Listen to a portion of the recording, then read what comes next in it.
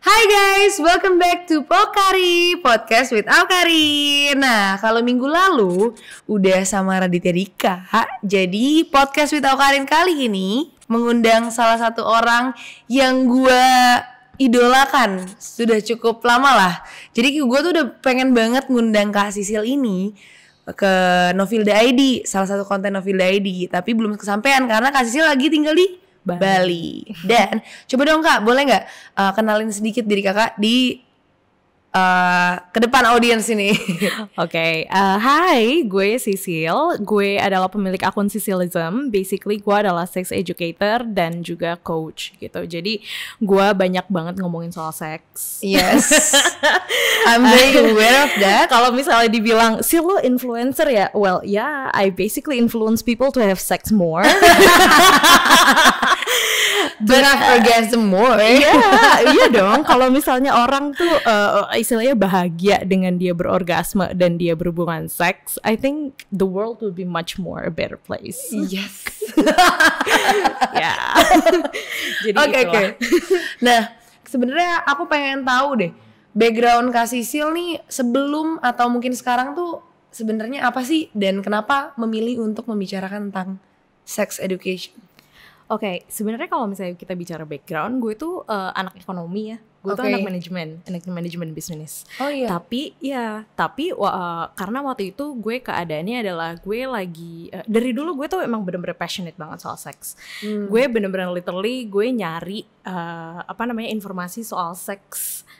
Dan gimana cara mulainya itu tuh gue cari sendiri. Sejak kapan nih Kak? Itu gue dari zaman umur 14 tahun kali ya. Gue tuh bener-bener kayak ngabisin artikel Detik Health itu sampai habis artikelnya gue abisin cuman buat cari tahu soal seks. Karena waktu itu gue mikirnya kenapa ya kok orang-orang ngelarang untuk berhubungan seks gitu. Kayak nyokap gue ngelarang. Terus nggak pernah ngasih tahu. Kayak nyokap gue tuh selalu bilang kayak nanti kamu pas udah dewasa juga tahu.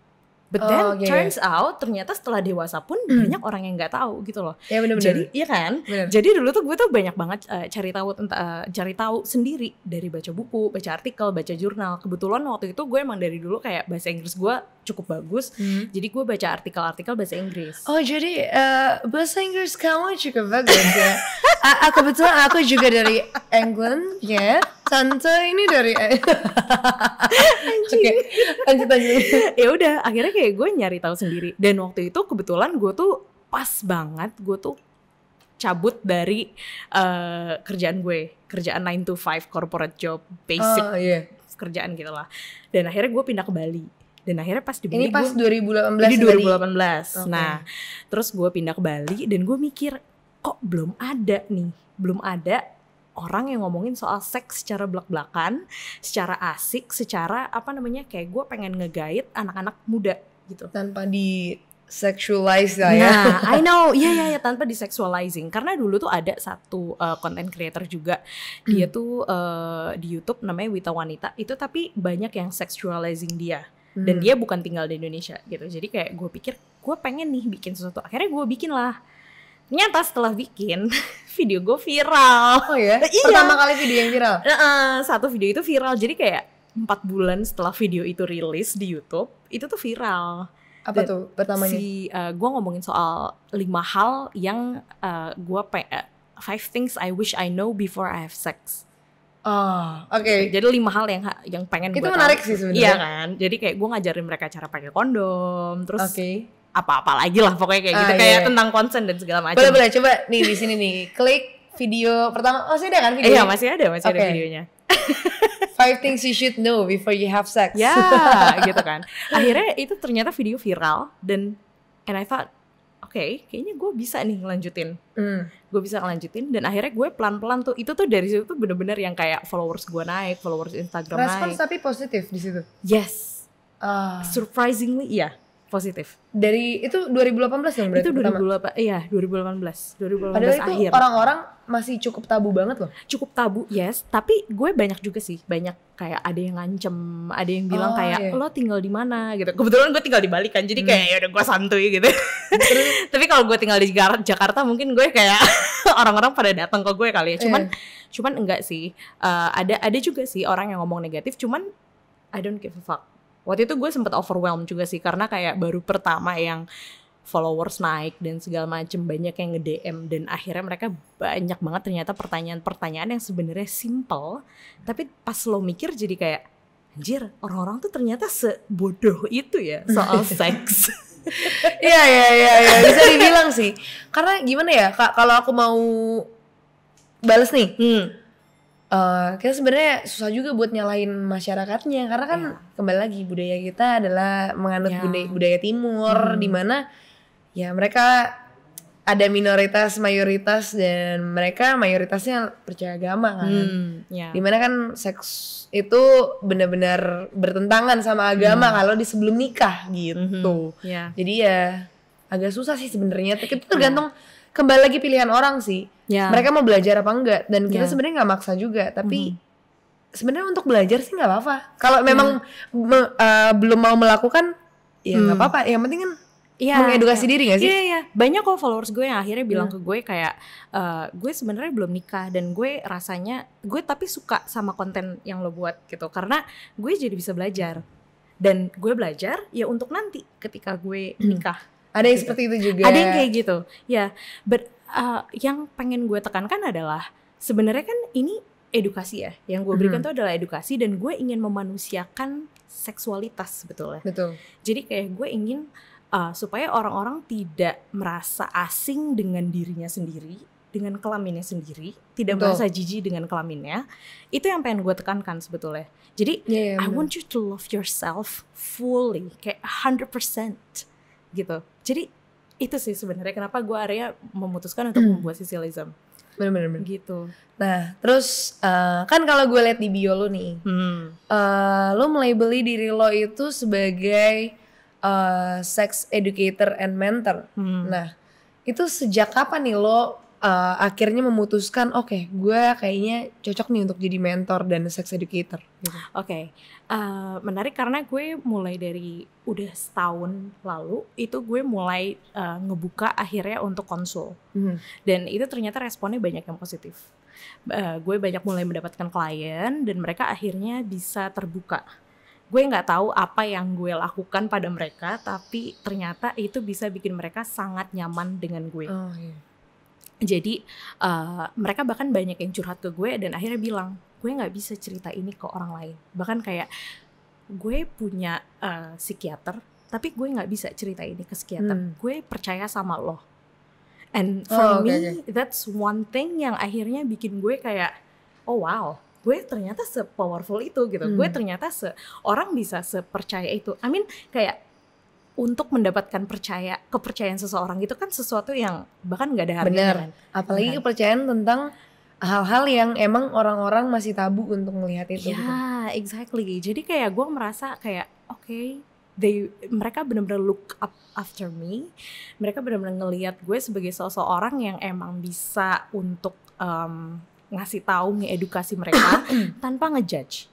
I think that's one of the important reason untuk jadi seorang mentor atau untuk jadi seorang coach gitu ya. Jadi kayak gue ngasih tahu lu nih, istilahnya kayak gimana ya? Kayak kasarnya, ini nih gue kasih lu obat nyamuk sama senter, lu ke hutan deh, gitu. Jadi kayak gue ngasih mereka bekal dan selebihnya lu sendiri yang memutuskan. Baik buruknya lu sendiri. Tapi sejauh ini dari semua klien lo nih yang udah konsultasi sama lo, ada nggak sih kayak mereka feedback baliknya ke lo setelah konsultasi yang bikin lo, wah anjir, gue jadi seneng nih, gue bisa bantu orang ini soal seksualitas dia dan soal kehidupan seks dia gitu. Iya ada. Dan gue tiap kalau abis konsul tuh pasti kayak mereka suruh ngisi link untuk testimonial gue juga. Dan so far positif feedback semua sih. Semua positif. Dan ada gak satu kayak feedback yang bener-bener bikin lo kayak, gue bener-bener bantu orang ini segininya ya, kayak gitu. Ada gak yang paling membekas nih klien lo nih? Dia ini ada sih satu. Jadi dia tuh sekarang kayaknya dia udah bener-bener berubah sih. Bener-bener yang kayak ngelihat dirinya tuh dari bener-bener positif gitu, ngelihat hidupnya dia gitu. Dan terakhir kemarin dia bilang kayak, Sil gue single gitu. Dan gue akhirnya kayak I chose myself gitu, dibandingkan gue harus selalu so ini orang klien lo berarti sebelumnya dia bisa dibilang ada di relationship yang toxic. Oke. Dan dianya pun toxic. Dia sendiri ngakuin kalau dirinya toxic. Tapi akhirnya dia kayak acknowledge kalau gue kayaknya sekarang harus berdiri untuk diri gue sendiri gitu. Gue harus memperbaiki diri gue dulu sebelum kayak jump into another relationship. I see. Gitu. Lagi pertanyaan dari gue. Sebenarnya apa sih yang pernah terfikir di lo, dan apa mungkin ada pengalaman diri lo sendiri yang akhirnya membuat lo berpikir, gue harus nge-educate orang nih tentang seks, yang bikin lo jadi sex educator? Menarik ya. Ini kayaknya gue harus kayak balik ke dulu gue waktu memutuskan untuk melakukan hubungan seks gitu. Tapi ini senyamannya lo ya? Yes. Gue ngelihat banyak orang yang akhirnya dia menyesal untuk ketika dia sudah melakukan hubungan seks. Why? Karena mungkin orang yang akhirnya meminta dia untuk melepaskan virginitas dia adalah pacarnya, dan itu kayak dipaksa. Dan akhirnya dari situ dia merasa menyesal. And then I look back to myself, gue akhirnya mikir, gue dulu gak kayak gitu. Gue gak menyesal gue pernah melakukan itu. Karena dulu tuh gue sudah mengedukasi diri gue akhirnya memutuskan, hari ini gue siap untuk ngelakuin. Gitu. Walaupun tuh kadang kayak kalau kata nyokap gue, kamu pasti nanti nyesel. No mom, I will not. Jadi kayak gue tuh pengen orang-orang tuh gini loh, sebelum lu memutuskan untuk berhubungan seks dengan orang lain, coba lu mikir dulu untuk diri lo sendiri. Karena at the end of the day, seks itu bukan semata-mata untuk memuaskan seseorang. Bener. Tapi seks itu untuk memuaskan diri lo sendiri. Yes. Ya. Pertama, gue memuaskan diri gue sendiri. Kedua, gue memuaskan lo. Dan ketiga, kita memuaskan hubungan kita bareng-bareng. Yes. Jadi koneksinya itu bisa 3 arah gitu. Koneksi untuk diri gue, koneksi untuk hubungan kita, dan koneksi untuk lo. Gitu. Bener. Gitu. Untuk partner kita. Dan sebenarnya kan pembicaraan ini masih tabu banget ya. Even untuk 2020, dimana sekarang orang udah support untuk orang stop body shaming, terus juga udah support untuk RUU PKS, dan bahkan masih banyak hal tabu lainnya lah ya yang orang-orang support nih sekarang nih. Tapi masih banyak banget nih orang yang masih tabu ngelihat ini. Di lingkungan lo sendiri untuk lo berteman, sebenarnya ada nggak sih pertentangan yang lo dapet gitu loh, kayak kan pasti ada dong, dari semua teman lo pasti ada yang kayak Sil, jangan Sil, say, tenangin diri lo, say. Pasti kan ada yang kayak gitu Sil. Nah gue pengen tahu deh. I feel so grateful punya teman-teman yang bisa ngedukung gue untuk apapun yang gue lakukan. Tapi sama sekali nggak ada nih orang yang kayak, surprisingly no. Teman-teman deket gue mereka berarti semua tahu gue. Berarti lo pintar dari dulu gue pintar milih temen. Enggak, berarti lo pintar milih temen. Untuk circle kan gitu. Iya. Sebenarnya bukan temen yang salah kalau menurut gue. Iya. Berarti kita yang salah milih temen. Kayak gratefulnya itu sih. Bagusnya teman-teman gue tuh semua pada paham gitu. Tapi sampai sekarang lo masih dapet DM kayak yang aneh-aneh nggak sih, kayak orang sexualizing lo, atau kayak malah jadi ngelihat lo kayak, nih contoh ya, sorry banget, kayak kan banyak banget nih DM orang yang kayak nge-sexualize orang, kayak sini lo berapa per malam kayak gini, aduh yang kayak lo cobain sama gue, aduh geli banget. Pasti ada. Gue yakin lo pasti dapet juga. Iya beberapa, cuman makanya kan gue keep myself tomboy aja. Iya. Pasti ada sih orang yang kayak nanyain, karena gue banyak ngomong soal BDSM kan kebetulan. Jadi banyak yang ngira gue ini adalah seorang dominatrix. Kayak gitu. Jadi kayak disangkanya gue adalah orang yang memberikan service untuk mendominasi seseorang. Ada yang kayak gitu, tapi gue pasti ignore sih yang kayak gitu. Gue bodo amat. Bener biarin sih. Aja. Ngapain juga lo spending your energy untuk orang-orang kayak gitu kan? Sebenarnya these days orang tuh nggak, ya orang-orang yang nge-sexualize orang yang kayak bener-bener melecehkan orang lain itu, mereka nggak lihat gender, mau cewek mau cowok sekarang kena pelecehan seksual. Dari semua subtopik tentang seks dan juga seputar seks. Apa yang paling menarik perhatian lo kayak yang paling menarik lo untuk explore lagi? Kayak contohnya ya, kayak BDSM, fetish, atau mungkin tentang orgasme perempuan dan lain-lain segala macem. Kira-kira? Kayaknya kalau sekarang itu kalau kita ngomongin BDSM atau fetish itu udah kejauhan ya. Ya. Nah, yang topik yang paling menarik buat lo nih. Gue sekarang tuh pengen yang kayak gue tuh pengen orang-orang tuh supaya ngelihat seks itu sebagai sesuatu yang pleasurable, terutama tentang masturbasi. Itu karena selama ini orang mikirnya kalau misalnya coli atau masturbasi itu sesuatu yang dosa, itu lo nggak bisa gitu. Dan tapi aneh gitu, yang gue anehnya adalah orang tuh suka nanya, kenapa ya gue kok nggak nikmatin seks dengan partner gue dan bla bla bla bla bla bla gitu. Dia yang pokoknya nggak nikmat kalau sama partner. Dan akhirnya gue tanya, lo pernah nggak masturbasi atau kayak explore your own body? Jawabannya adalah enggak. Ya kan logikanya tapi ada aneh ya. Ada satu counter aku nih dari counter aku nih buat kakak. Sebenarnya kenapa seks itu jadi tidak nikmat adalah mereka kurang komunikasi dalam seks. That's one thing. Tapi abis itu juga sebelum lu bisa berkomunikasi, lu harus tahu badan lu. Bener. Iya kan? Jadi lo tahu mana titik-titiknya kan? Yes. Nah, lo itu tahu ya mana bener-bener. Itu bener. Jadi lo tahu bilang enggak, ya kan? Atas bawah, kurang atas, kurang bawah. Exactly. That's the point, ya kan? Yeah. Sebelum lo bisa mengkomunikasikan apa yang lo suka, lo harus tahu dulu apa yang lo suka. Bener. Jadi gue tuh bener-bener kayak kalau mau dibilang duta masturbasi, gue setuju deh. Duta coli. Gue mau jadi duta coli. Gue ingin mendukung kalian untuk coli. Jangan dong Pak, jangan cowok doang dong. Oh, coli kan untuk perempuan juga. Coli itu kata yang netral kalau buat gue ya. Oke. Masturbasi deh. Gitu. Jadi kalau coli untuk cowok, colmek kali ya untuk cewek. Ya sih, gue coli sih gitu deh apaan.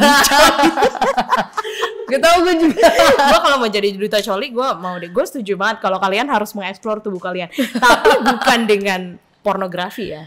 Bener. Ya, bukan dengan pornografi, tapi ya lu berfantasi aja. Lu berfantasi. Ya bener. Lu berfantasi, lu berimajinasi, you take time to explore yourself. Bener. Jadi tadi kan yang gue obrolin sama Kak Sisil tuh adalah tadi pertama adalah orang nggak puas nih sama pasangannya. Terus gue counter, gue bilang, lo bilang kan katanya harus masturbasi. Gue bilang lagi kembali komunikasi. Ternyata ini bener. Kalau dirangkum adalah sebenarnya lo harus tahu diri lo sendiri dulu. Kayak mana yang bikin lo terangsang. Yes. Kalau lo tahu nih, titik-titik ini yang bikin lo terangsang, lo baru bisa komunikasi. Yes. Nah, itu baru bener. Jadi kayak jangan lu udah tahu nih yang mana tapi kayak aduh gue malu untuk bilang itu tuh ke bawahan dikit dong, ke atasan dikit dong, atau kayak sini deh jilat yang gini. Ya soalnya kan kalau cewek itu kan let's say lu hal simple aja. Gak harus cewek, cowok juga gitu. Gue tapi kadang tapi kadang-kadang mereka suka bingung gitu loh mengomunikasikan apa yang mereka mau. Let's say kayak mau makan di mana? Terserah jawabannya. Kan aja. Iya. Bener. Tapi ini nggak cewek, nih cewek dan cowok suka kayak gitu. Iya, benar. Semua gender selalu ngejawab mau makan di mana. Kalau ditanya, misalnya gue yang nanya, cowok gue jawab terserah kamu. Kembali lagi cowok gue nanya, gue jawab terserah sih. Jadi ya emang, bingung. Ini komunikasi harus jelas sih. Jadi kayak kalau menurut gue ya Kak, after sex misalnya you are disappointed with the sex atau lo kurang puas, lo harus komunikasiin because it's the most important, gak the most sih, one of the most important thing in relationship menurut gue adalah seks, dan lo harus ngobrolin. Dan seks itu bukan sekedar kayak oke, gue sama lo berhubungan seksual, gak sekedar gitu doang, tapi adalah tadi kayaknya aku mau ngomong deh tapi nggak enak tadi, takut rusak suasana. Tapi tadi kurang gini aku nggak tahu nih ini. Ya, exactly. Lo harus ada kayak aftercare dan feedback di akhirnya gitu. Yes. Kalau enggak kan? Kalau enggak ya udah lu berarti pendem terus. Dan berarti bukan lo yang puas atau lo yang memuaskan, berarti lo cuma memuaskan gitu loh. Kalau lo nggak ngerasa, ya benar. Dan akhirnya kalau misalnya jadi kayak gue memuaskan lo, akhirnya jadi tugas kan. Ya. Dan ketika akhirnya jadi tugas dan akhirnya jadi responsibility, itu akhirnya malah menjadi males, capek. Exactly. Cheers. Oke. Lanjut. Gue pengen nanya nih. Rata-rata orang yang nanya sama lo nih di YouTube, di DM lo atau di email lo, itu rata-rata perempuan tuh nanya apa ke lo dan laki-laki biasanya nanya apa ke lo? Biasanya perempuan itu nanya hal-hal yang simple, kayak misalnya, Kak, gue habis petting sama cowok gue. Biasanya tentang hal-hal yang worry, yang bikin dia khawatir. Kayak misalnya gue habis petting sama cowok gue, apakah gue akan hamil? Cewek tuh biasanya cenderung untuk panik ya. Yes. Panik, ke gue itu panik gitu. Jadi kayak lo tuh harusnya nanya pasangan lo dulu, jangan nanya gue gitu. Tapi mereka nanya gue dulu gitu. Jadi kayak cenderung kayak mereka tuh panik nanya-nanya kayak misalnya, apakah gue akan hamil ketika petting and then cowoknya keluar. Ya, cowoknya keluar. Tapi padahal nggak di dalam. Kayak gitu-gitu. Rata-rata perempuan kayak gitu. Kalau cowok, mereka cenderung kayak nanya, gimana ya, gue first night, malam pertama sama cewek gue nih, gue harus apa ya untuk memuaskan cewek gue. Kayak gitu. Jadi cowok tuh cenderung nanya ke gue adalah hal-hal yang memang apa yang bisa gue lakukan untuk membuat perempuan gue puas. Tapi kalau cewek, hal-hal yang kayak bikin dia takut, worry dan segala macam. Of course, karena cewek mungkin nanggung beberapa hal yang cowok nggak tanggung gitu. Nah, kayak gitu. Iya, kayak gitu. Kebanyakan kayak gitu sih. Cuman gimana ya? Kalau di cowok juga nih, kan tadi udah ngebahas cewek mulu nih kayaknya nih. Cowok deh. Cowok nih. Kayaknya cowok tuh kurang tahu nih eksplorasinya tentang mereka tentang cewek gitu loh. Mereka harus tahu G-spotnya cewek di mana. Kayak lo harus tahu cari tahu.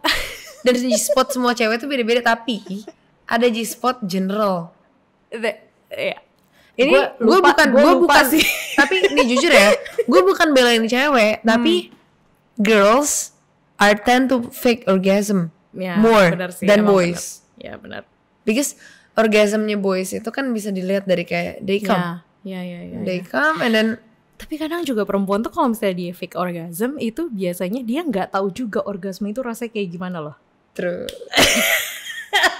Itu gua tahun pertama, kedua gitu. They only fake orgasm because they've seen it on Pornhub. Ya, itu. Makanya ekspektasi mereka tuh kayak mereka mikir, kalau gue kayak gitu doang, berarti gue udah orgasme. And that what satisfy guys. That is not true. Dan benar. makanya lo harus explore diri lo sendiri, biar kalau lo have sex sama pasangan lo tahu nih apa yang bikin lo satisfy dan apa yang bisa bikin pasangan lo satisfy. Kayak gitu. Iya benar. Iya sih? Iya benar. Aduh ini bahasanya terlalu dijaga-jaga nih. Ini kita jadi kemana-mana ya ngobrol. Iya benar. By the way, banyak banget nih yang akhirnya memutuskan untuk berkeluarga pada masa pandemi ini. Kalau pandangan lo sendiri tentang itu gimana? Karena kan ada beberapa yang by accident dan ada beberapa yang mereka emang plan. Karena kan sekarang tuh benar-benar situasi pandemi yang dulu kita nggak pernah expect kita bakal kayak gini gitu. Dan akhirnya ini jadi kayak dua mata pisau gitu. At the end orang mungkin akan kayak, oh gue bakal spending time yang banyak sama pasangan gue. True. Tapi di sisi lain ada mungkin orang yang kayak anjir gue harus selalu komunikasi dengan pasangan, gue jadi kayak harus nempel mulu sama pasangan, dan ini bisa jadi kayak konflik baru gitu karena akhirnya lo kayak harus beradaptasi dengan pasangan yang selalu ada 24/7 sama lo.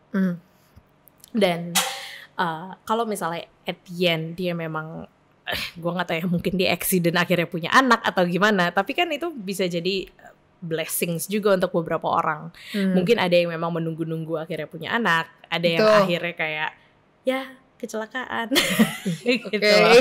Jadi balik lagi sih, itu it all comes down ke masing-masing pasangan sih. Cuman itu tadi si dua mata pisaunya itu. Ada mungkin itu jadi kayak blessing. Tapi kan banyak banget nih orang-orang di luar sana yang berpikir bahwa berhubungan seksual itu harus keluarnya adalah anak, bukan kepuasan.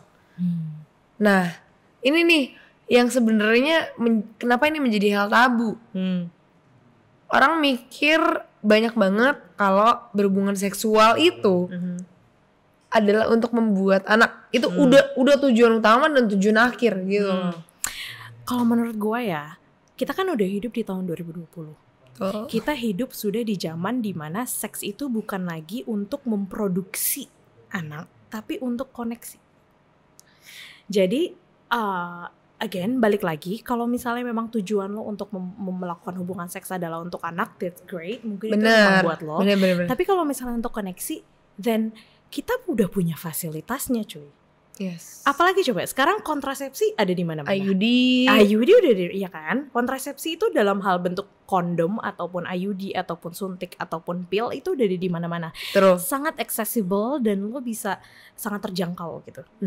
Jadi kalau misalnya emang lo berhubungan seks hanya untuk koneksi, karena ada beberapa orang yang love language-nya memang dia physical touch, ya kan. Jadi dia ingin dia merasa terkoneksi dengan pasangannya ketika dia berhubungan seks. Jadi I think that's a beautiful thing and that's okay gitu. I know. Balik lagi kan, toh juga sekarang banyak orang yang memang berhubungan seks just for the sake of it. Untuk orgasme, untuk merilis oksitosin dan dopamin, and then that's it. True. Lo nggak perlu ada baggage lo nggak perlu ada tanggungan untuk akhirnya punya anak, and I think that's a beautiful thing.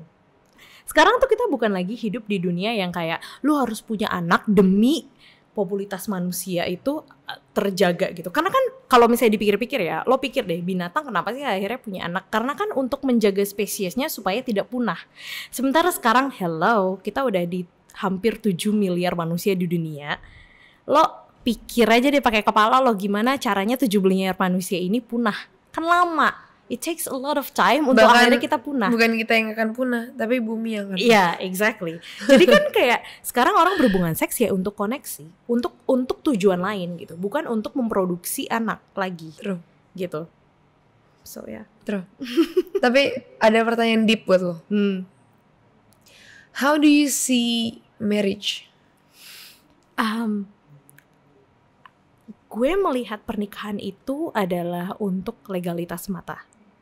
Again, orang dulu menikah itu karena mereka ingin punya security dalam hal finansial, emotional security, terus abis itu dia juga ingin mendapatkan pasangan yang bisa mendukung dia, gitu ya, untuk kayak, here, I give you keluarga, here, I give you my finance, gue ngasih lo duit, here, lo bisa hidup sampai akhirnya keberapa tahun gitu ya, sampai 70 tahun, 80 tahun. Sekarang perempuan bisa mendapatkan financial security, emotional security untuk dirinya sendiri. Benar. Without ada intervensi dari orang lain. Ya kan? True. That's what I love about feminism movement sebenarnya. Karena akhirnya perempuan karena akhirnya kita perempuan bisa untuk gue pengen nyari duit buat diri gue sendiri. Kita nggak lagi ketergantungan kayak dulu kan mungkin orang tua lo, gue nggak tahu ya. Tapi yang gue lihat dari nyokap gue adalah nyokap gue dulu akhirnya berhenti dari pekerjaannya karena bokap gue yang minta. Tapi sekarang kita punya pilihan untuk tidak berhenti dari pekerjaan atau sesuatu yang kita lakukan hanya demi pasangan kita. Gue ada cerita sih, and it's pretty sedih banget. Sebenarnya bukan cerita keluarga gue, bukan keluarga gue inti gue. Gue mau ceritanya gue udah pengen nangis. Jadi ada tante gue. Dia itu jadi nenek gue tuh punya 6 anak. 6 anak. Semua nama panggilnya I. Ida, Ima, Ina, Ila, Iva, Isye. 6. Dan semuanya dokter kecuali 1. Gue gak usah sebut namanya. Kecuali 1, dia bukan dokter. Jadi tante gue ini yang dia gak dokter, dia akhirnya bisnis. Wah gila, dia justru lebih kaya dibanding, kalau bisa dibilang dibanding tante-tante gue yang lain dokter gitu kan. Itu sebuah reality check. Kayak gimana ya. Udah akhirnya tante gue lebih kaya nih. Akhirnya dia nikah sama seorang. Dan gue deket sama si omnya ini. Gue deket sama om gue ini, gue deket. Terus one day gue masih umur 7 tahun. Terus oma gue akhirnya biarin anak-anak yang mau di sana tinggal sana, termasuk gue kan. Di gue umur kelas 2 SD pas 1 SD gue lupa. Dan lebih tepatnya 2 SD setahu gue. Gue lagi mau ngambil makan ke atas. Jadi ini kan rumah oma gue, gede banget. Terus akhirnya gue naik ke atas. Gue lagi mau ngambil makanan. Masih, tau gak sih, umur 7 tahun, 8 tahun gitu kan. Dateng, gue gak ngerti karena gue nguping. Jadi pas gue baru mau masuk ruangan, tante gue itu ngomong,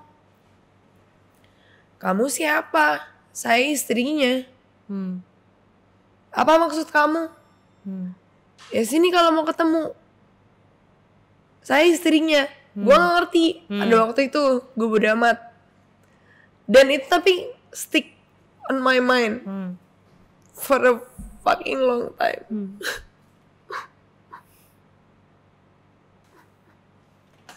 Sorry banget sih, sorry banget. No, it's okay.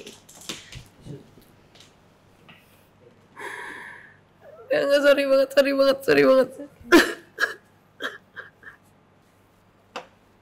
Dan akhirnya dari situ gue tahu, gue cuma kayak in that day gue nggak jadi makan.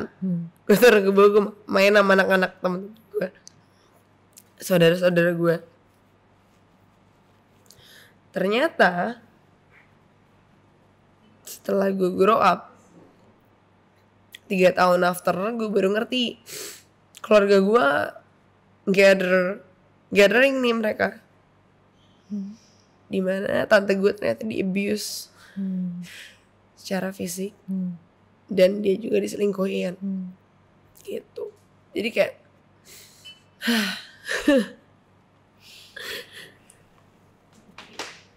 I don't know aku ngelihat marriage kayak gimana, because gue ada trauma dari kecil. Ini gue belum SMP gue udah lihat itu. Tapi gue takut. Dan gue sangat menentang patriarki.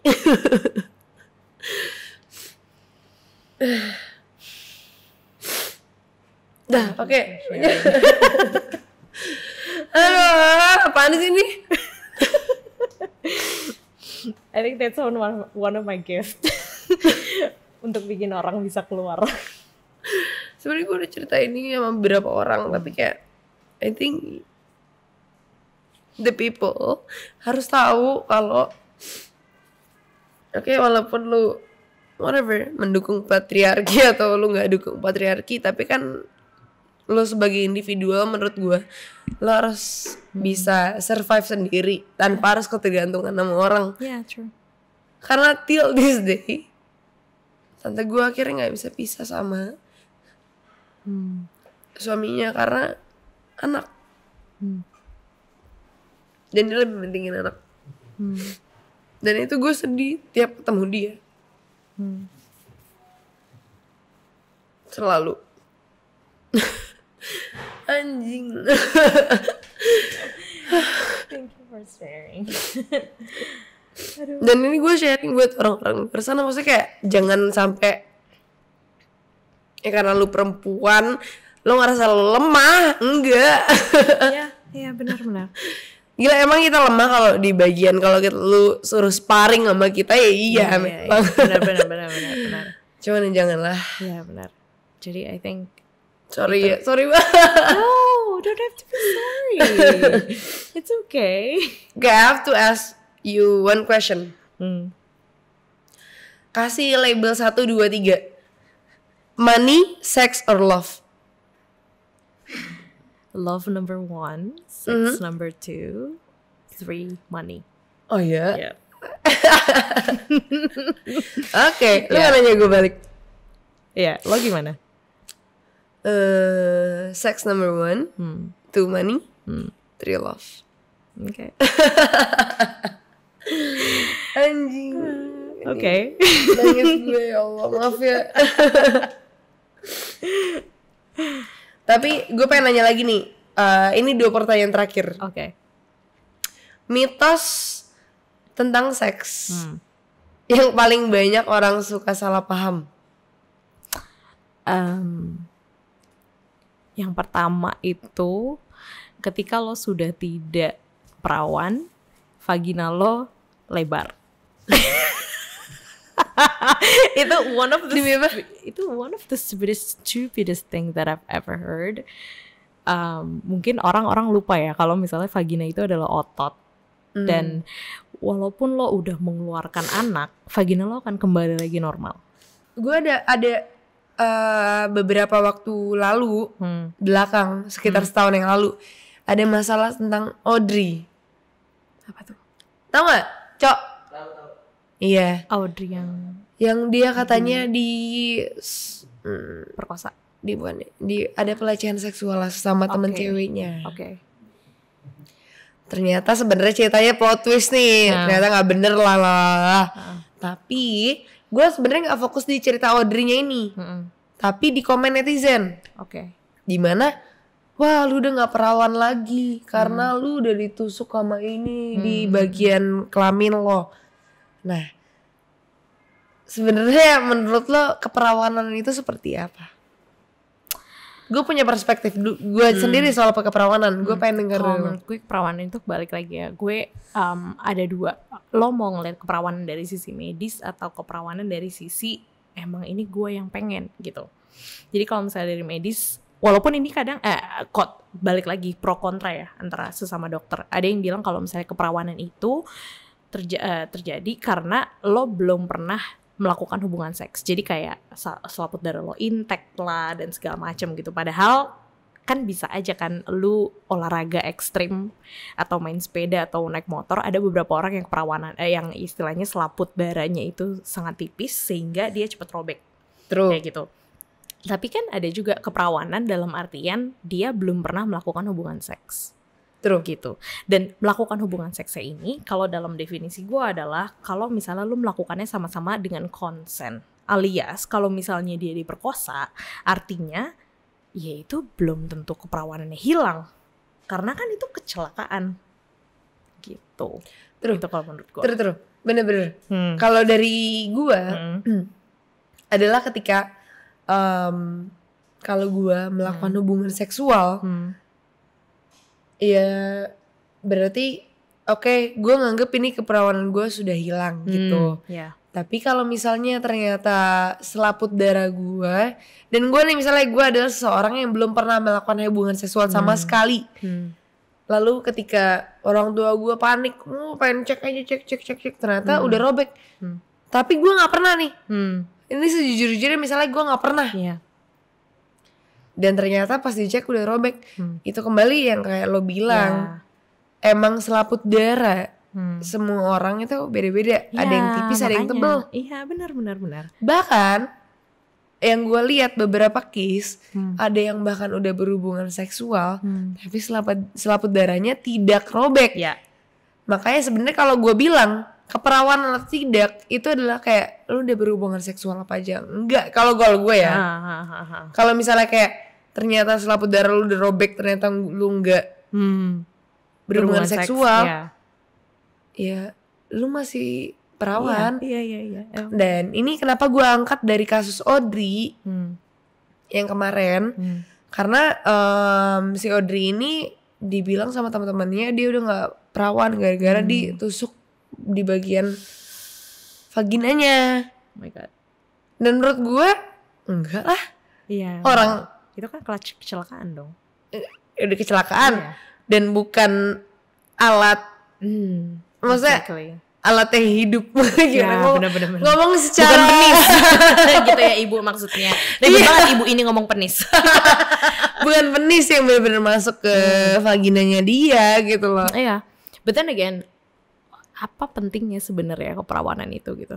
Kalau misalnya akhirnya sebuah keperawanan jadi tanda tanya untuk diri lo dan akhirnya membuat lo merasa kayak gue udah nggak perawan nih, berarti gue udah tidak suci. Itu berarti kan suatu nilai yang sebenarnya nggak perlu lo anut gitu loh. Karena menurut gue balik lagi kehormatan setiap orang itu ya ada di kepalanya. It's not about your genital. Kalau misalnya kita ngelihat perempuan dari Rin lo udah nggak perawan ya, ih berarti lo cewek gini dong, ya kan? Maksudnya berarti jadinya lo nggak ngelihat Karin ini sebagai kayak individu lain, lo ngelihatnya hanya Karin ini udah nggak perawan, kan nggak enak kan menyandang label seperti itu. Jadi kalau menurut gue kalau misalnya emang keperawanan itu segitu pentingnya sampai istilahnya punya cap untuk diri lo sendiri yang negatif, buat apa lo ambil labelnya? Mendingan lo udah bodo amat gitu. Bener. Ya kan? Kayak gitu. Dan sebenarnya label-label kayak gitu gimana ya? Kayak ya emang bener gak usah didengerin sih. Iya benar. At the end of the day kita yang melabeli diri kita sendiri. Iya kan? Either kita mau nge-labelin diri kita sebagai I'm the badass, gue cewek badass, atau misalnya gue cewek baik-baik, gue belum pernah melakukan hubungan seks, atau kayak gue cuma cewek polos yang nggak tahu apa-apa. That's all up to you. Ini hard truth yang harus gue ngomong ke lo ya, dan ke orang-orang di rumah. Justru teman-teman gue beberapa yang emang kelihatannya baik-baik saja, itu mereka yang ternyata ketangkep yang tidak baik-baik saja, kayak gitu. Sebenarnya gue juga nggak labelin orang-orang yang baik-baik saja ternyata mereka jahat, enggak. Tapi lo nggak bisa mengenali seseorang sebelum lo bener-bener kenal, ya nggak? Ya. Again, ada orang yang munafik kan? Nggak, sebenarnya semua orang emang harus munafik nggak sih? Depends. Pasti munafik, bukan pasti harus, munafik, tapi pasti munafik. Pasti munafik, karena kadang kan orang ada sisi yang lain kan, sisi insecurity kayak aduh gue nggak bisa ngomong sama dia, trust issue, gue nggak percaya sama dia, gue nggak bisa ngomong sama dia. Ada mungkin yang orang kayak di kantor gue harus kelihatannya manly apa segala macem, ternyata di sisi lain dia gay gitu kan. Jadi kayak pasti ada sisi munafik ya. Itu. Oke. Sebelum pertanyaan terakhir, lo sendiri gimana ngelihat seksualitas LGBT? I think everyone allowed to be who they are. Yeah, I know. Mereka berhak mau mereka itu LGBT, mau mereka itu I don't know, mungkin nanti fetishnya macam-macam, selama itu tidak mengganggu orang lain. Dan selama kita berdua punya concern. Ya, itu dia. Yang penting kan itu kan. Yang penting kan konsen, dan yang penting kan tidak mengganggu hidup orang lain gitu. Iya. Sementara netizen ini kadang-kadang kan suka kayak ngurusin hidup orang lain. Bener. Contoh ya, misalnya aku lesbi, Kasih lesbi, aku sama dia sama-sama oke, kita agree. Ya. Let's do this. Berarti nggak ada salahnya. Iya, bener. Kalau misalnya Kasih lesbi, aku lesbi, tapi Kasih nggak agree sama aku, nggak mau. Itu baru sesuatu yang bisa dianggap pelecehan seksual gitu loh. Benar. Ya, di mana nggak ada konsen. Iya, jadi kalau menurut gue ya tergantung lu aja sebagai individu menjalani hidup lo seperti apa. Selama lo tidak mengganggu hidup orang lain, ya sudah. Kenapa harus ribet gitu? Gue gitu sih. Males juga kan ngurusin orang yang kalau gay, kalau trans, kalau apa gitu. Males banget. Justru capek. Gue bodo amat sih. Gue kan? justru orang-orang yang orang-orang ini ngata-ngatain mereka tuh, justru ini orang-orang yang gue temenin tuh mereka orang-orang yang sangat-sangat baik banget. Mereka kayak gitu karena mereka nggak ada kerjaan. Kita sibuk, kita nggak kita nggak ada waktu buat ngurusin hidup orang lain. Sorry, say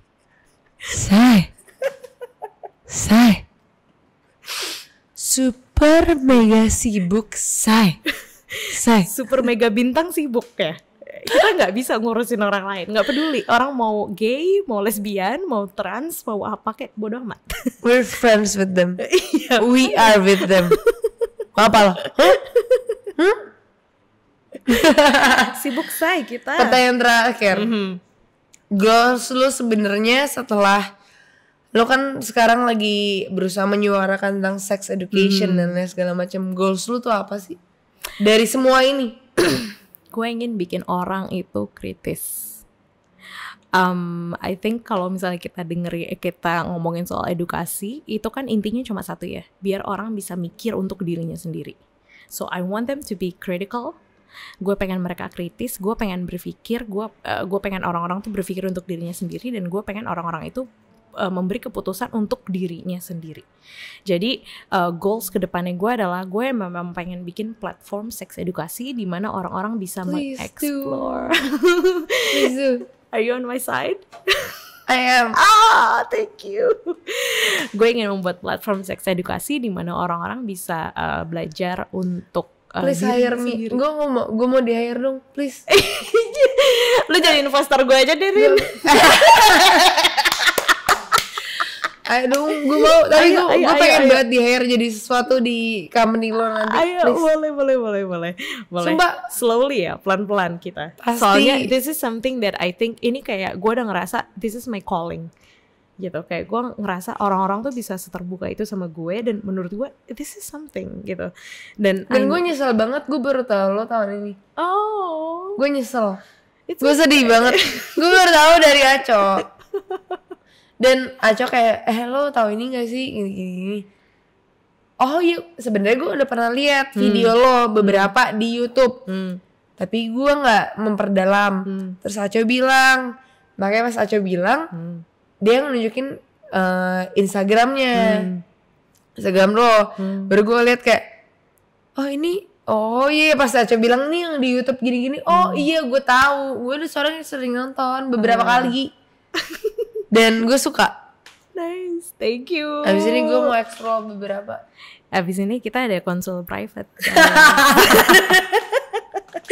Jadi ya gue merasa ini udah, this is my calling. Gue pengen membuat seenggaknya dari Indonesia dulu, supaya orang-orang bisa choose for themselves. Dan abis itu mungkin nanti ke Asia and for the world. I want to make the world, karena a better place. Orang sering salah. Itu doang. I want to make the world a better place, supaya orang-orang bisa orgasme, cuy. Sumpah itu doang tujuan gue. Supaya tidak ada war gitu ya, tidak ada perang. Nah, kalau semua orang orgasme, nggak ada perang. Iya, cuy, anjir. Gila. Itu dia. Dukung Sisil jadi presiden coli.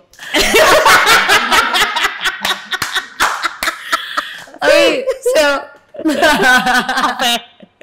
Tadi gue jadi lupa mau ngomong apa.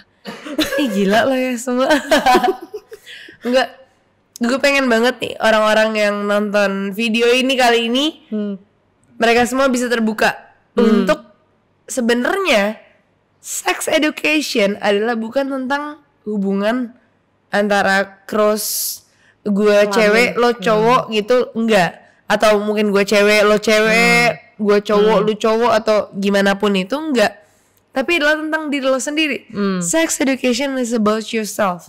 It's about you knowing you. Ya gak sih? That's it. Pertama adalah lesson pertama dari sex education adalah diri lo sendiri. Cari di mana enaknya. Benar. Iya benar dong. Benar.